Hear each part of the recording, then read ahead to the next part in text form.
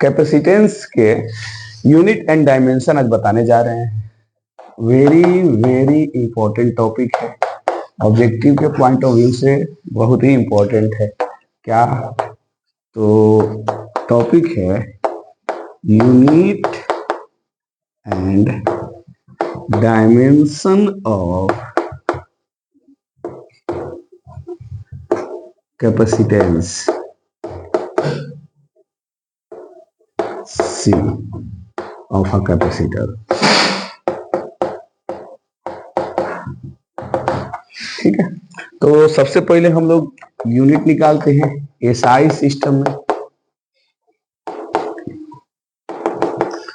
C equal to क्या होगा, तो Q इक्वल टू सी भी होता है, C equal to Q by B होता है, लेकिन ये C ना Q पे डिपेंड करता है ना B पे। खैर इसका रिलेशन तो मिल गया, Q equal to C B.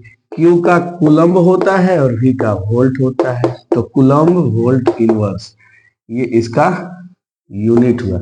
लेकिन इसको कहा जाता है 1 कूलम्ब वोल्ट इनवर्स को कहते हैं फैराड। इसको क्या बोलते हैं, फैराड। फैराड जिसको किससे दिखाते हैं, एफ से। तो कैपेसिटेंस की यूनिट हो गया फैराड, एसआई सिस्टम में फैराड। बट इसका practical unit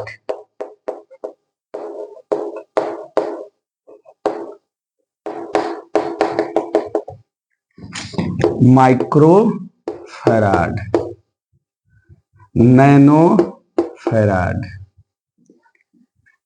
and milli farad होता है।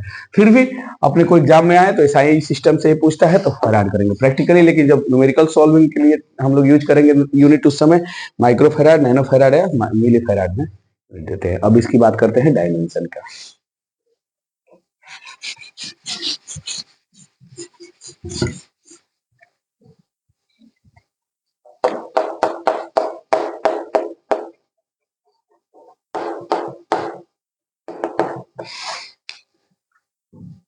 ठीक है ना, C equal to Q by B. अब इसको ना कैपिटल ब्रैकेट में लिख देते हैं डायमेंशन वाले फॉर्म में। डायमेंशन के लिए इसको इसके बेसिक क्वांटिटी या बेसिक फिजिकल क्वांटिटी के टर्म में ला देंगे और उसका डायमेंशन लिख दिया जाता है। तो Q बेसिक नहीं है तो Q का रिलेशन क्या होता है, I इंटू टी। हाँ, इसमें करंट अब हो गया, I means current, T means time. ये दोनों बेसिक फिजिकल क्वांटिटी है तो अब नहीं तोड़ना है। पोटेंशियल को तोड़ने के लिए हम लोग क्या करेंगे, तो V इक्वल टू होता है Q by W by Q। V equal to होता है W बाई Q।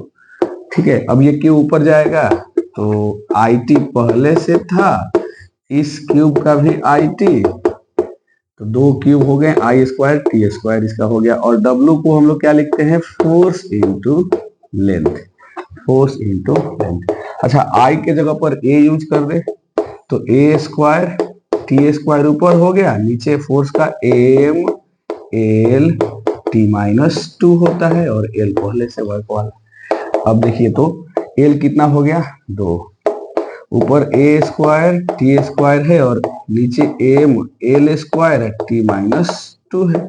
ठीक है ना, तो एक मिनट इसको ये कर दे। अब इनको ऊपर ले जाएंगे तो C का डायमेंशन आएगा, M ऊपर जाएगा तो M इनवर्स, L स्क्वायर भी इनवर्स हो जाएगा, L माइनस 2, T माइनस 2 पर जाके प्लस होगा, पहले से भी 2 है और ये भी 2 हो जाएगा तो T पर पावर हो जाएगा 4, यानी T का डायमेंशन क्या हो गया, 4 और A स्क्वायर। यही C का कैपेसिटेंस का डायमेंशन होता है। ठीक है, तो यूनिट और डायमेंशन में से कोई एक ऑब्जेक्टिव में पूछने का चांस है तो हम पूरा अच्छे तरह से बना के दिखाए हैं, डिटेल में निकाल दिए, इसका रटने की जरूरत नहीं है।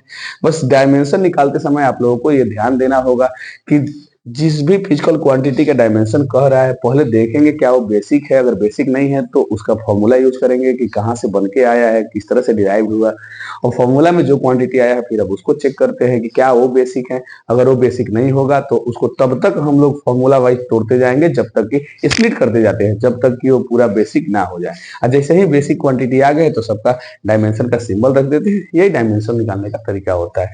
ठीक है,